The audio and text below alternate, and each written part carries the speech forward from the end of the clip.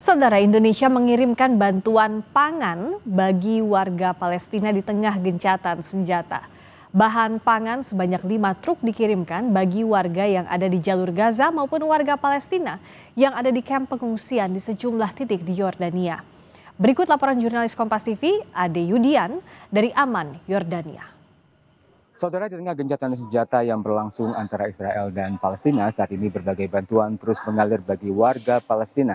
Tak terkecuali bantuan dari warga Indonesia yang disalurkan melalui dompet donasi. Saat ini dompet duafa menyiapkan 5 truk kontainer bantuan pangan yang akan dikirimkan bagi warga Palestina. Ada 3.800 paket bantuan yang akan dikirimkan bagi warga Palestina. Akan memaking barang bantuan yang untuk kelima truk ini total yaitu 3.840 paket bantuan yang setelah di packing semua nanti juga sudah di wrapping, ditutup dan masuk ke dalam palet dan nanti akan masuk ke dalam truk kontainer yang sebanyak 5 buah. Dari situ bantuan akan segera kita jalankan untuk menuju ke perbatasan antara Jordan dan Palestina, yaitu melalui King Hussein Bridge.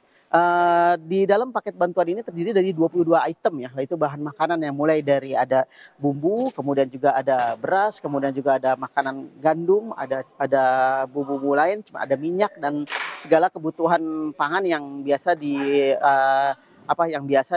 dipakai di para penyintas di Palestina atau di Gaza. Dari 5 truk kontainer paket bantuan pangan yang dikirimkan dompet duafa, 3 truk akan dikirimkan bagi warga Palestina yang ada di Gaza melalui perbatasan Jordania, sedangkan 2 truk kontainer lainnya akan diberikan kepada warga pengungsi yang ada di kamp-kamp sekitar kawasan Amman, Jordania.